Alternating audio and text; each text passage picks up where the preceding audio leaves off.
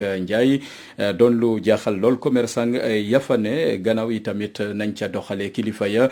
di leen jox yi tamit alamaan goo xamante ne daanaka la ñu gis moo ne daal mbir ya dëppoowul ak yoon weeru koor gi ak na mu daan demee at mu jot waxtaan yooyu ñuy amal di conférence religieuse yi atum ren ji amul daanaka bariwul lu ko waral mooy mbas mi di Covid 19 ba ko ñaareel koom-koom gi moo demeetul noonu da ngeen ci dégg Souleymane Kane ci reportage. dañ ci toftal ñaareelu xaaju xibaar yi ñeel bitim réew laata ñu leen di jukkil xibaaru yéenekaay yi ak Omar Bun Xatab Gueye mbokk yi bu nees ci see ma dikk ak yéen ci yàttalum xibaar yi.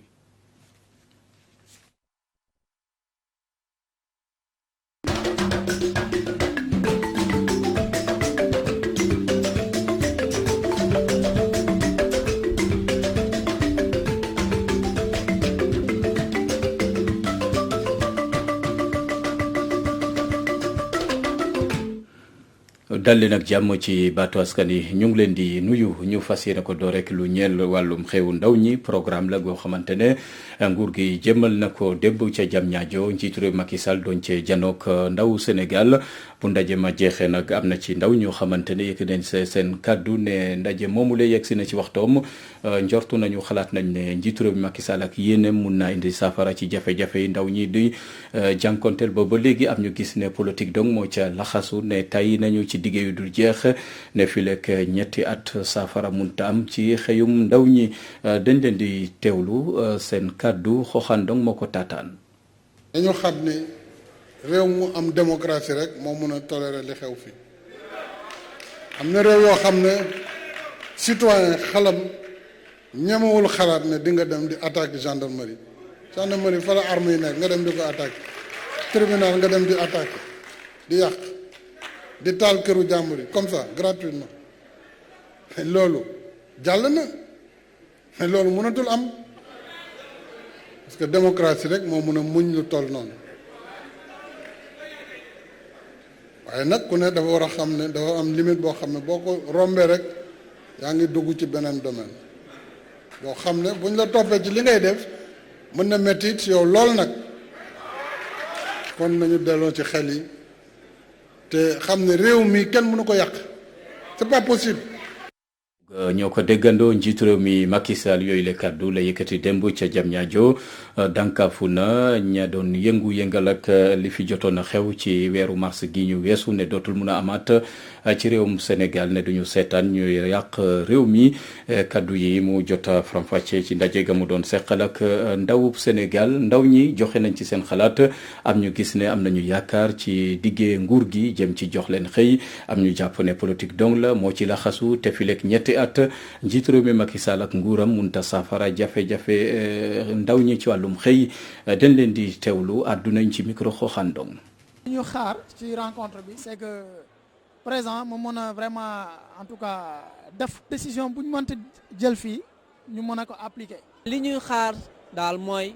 maanaam lu ne kët ne jonn di wax aussi vraiment boo xoolee état bi kuréel yi nga xamante ne dañuy dox ci wàllu xëy dañoo xaw a tas donc dafa jot président de la république concentré leen def leen benn kuréel. commune Koulibantang gis nañ jeunes yoo xamante ne dañuy actif ci wàllu élevage mbay ay maraîchage mais seen problème mooy lan ñu am problème financement ñu am problème de formation am ñu route am ñu électricité y a rien. sama naataangoo wax mooy président conseil régional de la jeunesse bu Kaolack li mu wax loolu moom la engagé. Kaolack problème yi bu ñu ko doon listé suba ba jant bi soo fii la ñuy fekk parce que loolu moo ñu fi andi anduñ fi ngir tagg ma Samba anduñ fi ngir tagg ma Demba donc daf ñoo gàcceel daf ñoo trahir. nañ si li président wax mooy que dina jël 450 milliards jox ko jeunesse sénégalaise bi ñu koy wax nag loolu baax na lool mais au préalable ñu ngi ñaan ñu auditer DER auditer ANPEJ auditer 3FPT ak bépp structure boo xamante ne financement jeune ngay def parce que yaakaar naa ne balaa ñoo génne beneen enveloppe ne dañuy jàppale ndaw yi nañu auditer li nga xamante ne amoon na fi DER nan lañ koy joxe 30 milliards année suivante bi ñu joxaat ko 30 milliards ba léegi mënuñu wax ñan la financé ak yan jeunes ñoo si am liggéey. li ñuy xaar mooy bu mu doon ndaje comme yi fi daan am ndawi Sénégal sonn nañu ci rencontre yi sonn nañ ci déclaration d'intention sonn nañ ci promesse yi li ñu soxla mooy tey ku leen déglu ku leen comprendre fexe ba ndaw ñi ñu bañ a jëlati gaal gi di dem ci fële bitim réew fexe ba ndaw ñi ñu bañ a nekk ci ay kuréel lay diplômé sans emploi fexe ba ndaw ñi bu ñu bëggee dugg fonction publique ñu mën faa dugg loolu la ndaw ñi soxla mais leneen lu ñu wax rek dañ leen di naxte ndaw yi pareetuñ pour accepter ko. bu weesoo ndaw ñooñu le ne woon démb ca centre Diamniadio ba ne ca centre Abdou Diouf ba ne ca Diamniadio yeneen ndaw yi ñu taseel ci mbeddu Ndakaaru joxe nañ ci seen xalaat ci programme jox ndaw ñi xëy la ñu gis moo ne daal am nañu ci am yaakaar am ñu jàpp ne tamit yaakaar munta sotti ndax fileek ñetti at jox fi ndaw ñi xëy dina doon lu jafe lool dañ ci teewlu reportage yu Toussaint Maurice Senghor. ci alxames bi la conseil présidentiel ngir xëy ndaw ñi daal di tàmbali foofee ca Diamniadio ci kanamu njiitalu réewu Sénégal di président Macky Sall ak ndaw ñi nga xam ne ñoo jóge rek ci fukk ak ñeenti région yu Sénégal ak ci diaspora bi amartal àndul ak politique bi nga xam ne moom la njiitalu réew bi daal di teg te moo ngi koy woo rek mu daal di ji sóob ñi nga xam ne ñooy secteur privé bi. man yaakaar naa ni président su fekkee ne dafa bëgg jàppale jeunes yi pour ñu am liggéey ñaari possibilité rek moo am. possibilité bu njëkk bi mooy mu fexe ba entreprise yi jël leen beneen possibilité président bi am mooy gëm seen bopp comme le disent certains politiciens gëm seen bopp ni ñoom war nañ mën a créer dara ci réew mi. ndaw ñi di daan seen doole jóge foofee ca Diourbel nag gëmuñu programme bi nga xam ne moom la président Macky Sall daal di teg. parce que ku ñaag régo la ngay ñëdd mënu laa régal 3 ans yi Macky Sall mënu fee réagir dara loxo mën naa jëriñ askan wi li mu wax yëpp c'est faux comprendre day defar ginnaawam rek mais gëwuma lii man. pendant 10 ans nga nekk ci réew mi lijjanti woo ndaw yi ba ndaw yi jug fippul seen bopp ne dañoo sonn dañoo xiif nga door a jug naan damay jug pour taxaw plan ndaw ñi pour man loolu échec la quoi. Ngor Sile moom jàpp na ne président def na lu baax ginnaaw bu mu dajalee ndaw yi ngir saafaral seen bëgg-bëgg. comme moom am na objectif bu taxaw pour jàppale jeunesse Sénégal. toog na 9 ans dëgg la gisuñu. ba ndaw ñi mer génn. wax li leen metti moom taxaw na affaire bi metti ko mu taxaw ne dafa bëgg a jàppale jeunesse Sénégal mais nañu am ci moom yaakaar. lu tolloog ci 450 milliards ci suñu koppar le président Macky Sall daal di fi teg rek ngir mun a dimbali ndaw ñi ñu mun a am xëy wante rek laaj bu samp mooy ndax programme xëy ndaw ñi dinañ ko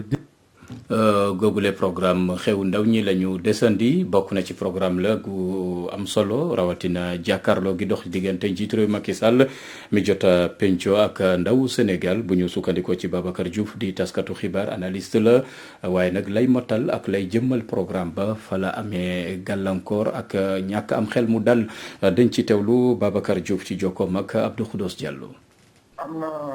loo xam ne seetlu naa ko. mooy fukk ak ñeent ñi ko wax ci région bu ne am na beneen mbootaay yoo xam ne moom lañ ci toftal mu mel ni dañ leen doon tànn nii rek joxoñ waaye man gëm na dañ leen waajaloon ñoom ñu nekk ci nit ñi ñu yokk leen ndax boo xoolee ñoom na bind ba taxawee dafay nekk loo xam ne dafay mottali lañ waxoon ci xaaj bu njëkk ba kon loolu gëm naa ne wane na démb ne liggéey am na gàllankoor ci Sénégal gis nañu tamit ne li ñu war a xam ci wàllu liggéey bi foog naa wàllu xëy bi mun nañ ko jàpp ne démb am na li ci fës ndax bu ci nekk wane na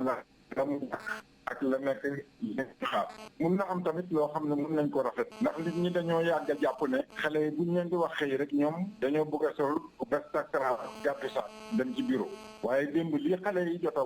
wane na ne ñoom li tubaab di wax économie réelle maanaam koomu réew mi ni mu tëddee ñoom ca la ñu bëgg a am ya ñu am maanaam muy ci wàllu mbéy mi wàllu napp bi wàllu càmm gi ak wàllu tourisme bi nekk ci biir réew mi kon loolu mun nañ koo rafetlu bu baax a baax xam ne kon lañ doon jàppee xale yi comme ñu dugg ay affaire costume rek nekkatul loolu. ca Dagana sagara ngay xeeñ ci diggante jaaykat yaa fa ne ak jiite service départementalu commerce xejootuñu ak moom la ko waral mooy alamaan yam leen jox saay su ne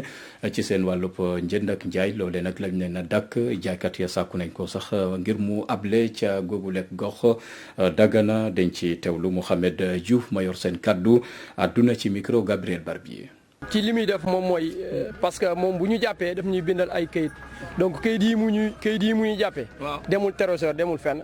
ci seen biir la jëm. yii mooy kayit yu weex yi donc mi ngi nii amul benn parce que kayit bii dem trésor kayit bu ndaw lay doon bu sonn donc moom mooy dem trésor benn yoon laa ma si gis ñu bindal kenn ci marché bi muy soxna Aysa Mbodj moom lañ ko jàppe woon def naa 200 et quelques mille donc mu bind ko ñu bindal ko jox ko man jour boobu laa ma si gis kayit boobu mais la resté ba fi ñu toll ni mosuma gis kayit boobu te alors que kayit boobu moom mooy dem trésor ñun nag bu ñu jàppee dañuy falsifier benn kayit bu weex rek donc ñu fay ay 25 000 wala 20 000 te loolu vraiment jaaduwul dafa mel ni ñun lu bon la ñuy jaay askan bi te ñun ci dëkk bi la ñu bokk ku ñu xam-xam ne ñun ay sénégalais lañu ñoo dàqaatoo dem ci gaal yi comme ni ko suñu na morom yi defee mais ñu dajale li ñu am toog ci réew mi ngir jëriñ réew ndaw day jëriñ réew ñun ci loolu la ñu nekk dañu nekk ci pour jëriñ suñu réew ñun dañu bëgg a jëriñ suñu réew moom mu nuy jëriñoo pour lan fu mu ko teg à chaque fois daf ni jëriñoo di dund ci ñun te loolu dafa metti dafa jot il est temps ñun ñu yëlbu maanaam dafa jot ñun ñu fépp donc ñun bañ cuñ ci dara fu mu yem ne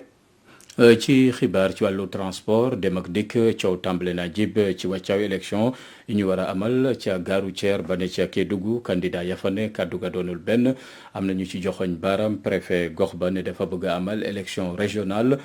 te warutoon dañ ko waroon a tënk ci biir gare routière ba ne ca Kédougou dañ ci teewlu Soli Brahma Dabo.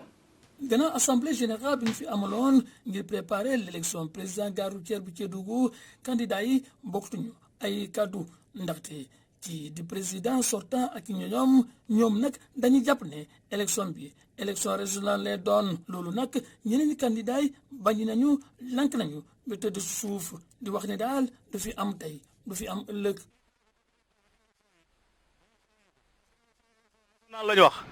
kon ñii mënu ñëw ñi di leen bind ñii ñëw duñ leen bind am na ñoo xam ne ni Pape Niang chaque jour mu indi jël oto Tamba indi leen fi guddi ñu wàcc buñ xëyee bindu dellu ñibbi ñun ñi nga xam ne ñoo jógee Tamba ñëw fii ñëpp xam nañ leen ci garage bi ñëpp fii lañ ñëwoon di fi ñëw chaque jour ñëw ñu xëy bëgg a bindu ñu ne duñ bindu préfet ñëw ne kon duñ fi bindu ñu ngi koy déclarer nag président de la république ba ci ministre du transport. ci seen gis-gis loxo préfet baa ngi ci biir ndaxte moom la ñu dénk organisation. waaye nu mu koy doxal doy leen. fii lañ dëkk mënuñu ànd ak waa parti pouvoir lu ñu wax mu d'accord ci ñun opposition lu ñu wax mu ne du ko def. règlement intérieur bi mu déclaré ci la sukkandiku man maa ngi ko yor règlement intérieur bi loolu néew ci. ci kaw loolu nag lu ñu bëgg a moo di ne daal mu aj élection bi dañu am consensus maanaam ñu d'accord ci benn kaddu. waaw préfet nag génn ci suñu élection yi parce que élection du affaire état dafa ñuy mën a accompagner mu accompagner ñu mënuñu accompagner mu bàyyi ñoog suñu garage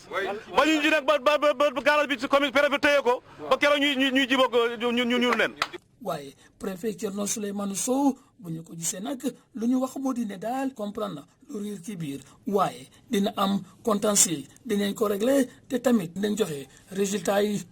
Kédougou Soli Brahma Dabo Assane Sané pour la radio télévision Walfadjri. ñu ngi koy jaajëfal Soli Brahma Dabo dañu àdduwaat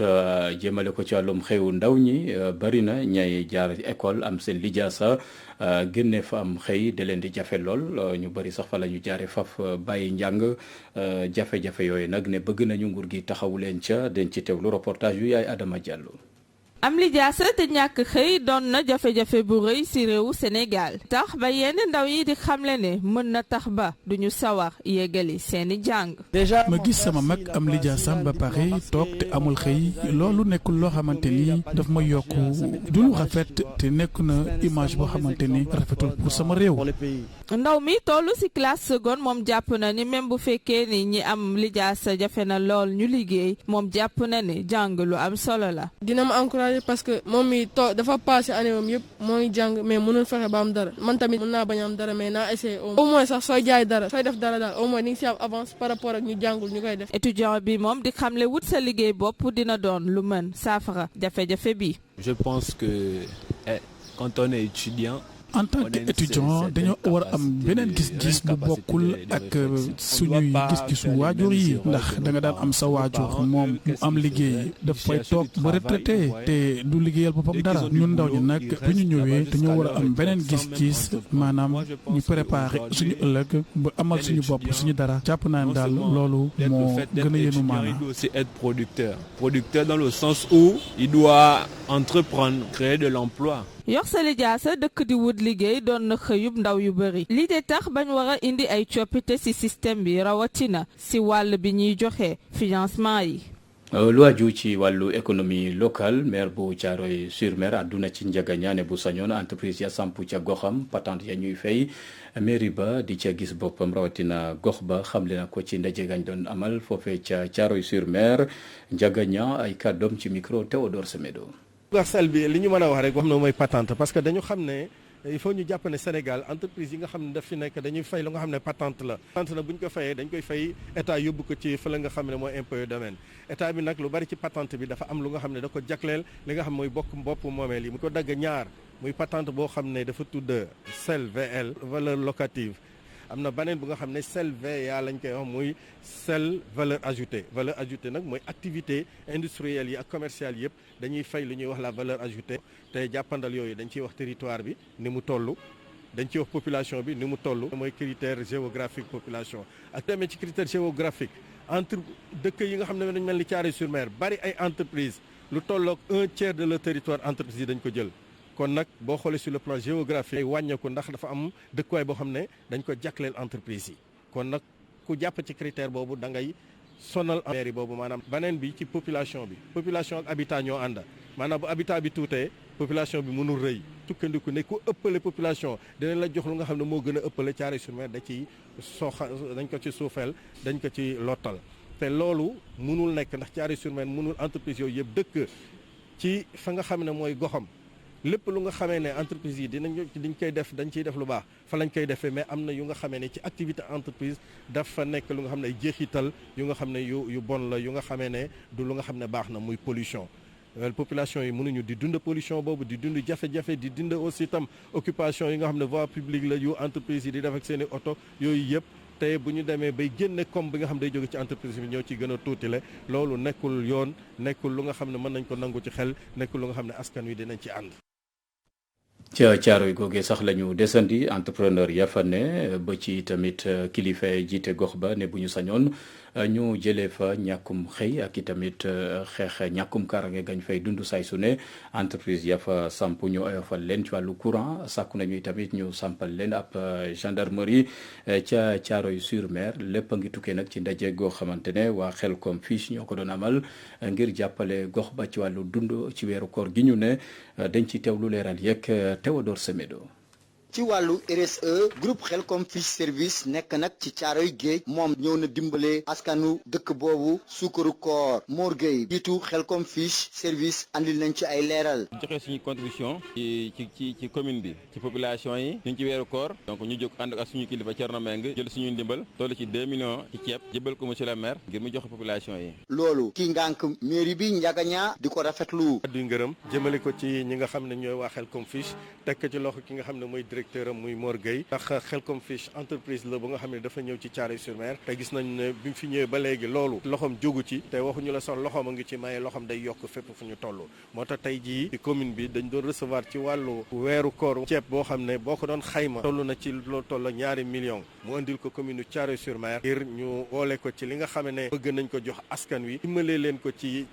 wàllu koor gi. ndaje boobu tax na tamit ñi nga xam ne ñoo doon joxe ndimbal bi ak ñi ko doon jot di daataan soxlo yi nga xam ne moom la Caaroy Géej di laaj. poste des gendarmes bi ñu ngi koy xaar ñu ngi xaar accompagnement de l'état ci financement yi ñu ngi xaar tam état mu dimbali ñu ci courant bi gën a wàññeeku tuuti ndax courant bi xaw na ngi sonal li war a tey suñu ñëw fii mooy dañu ñëwoon pour joxe suñu contribution ci commune bi ci population yi ak ci maire bi ak ñëpp ndax ku ne xam ne réew mi dafa xaw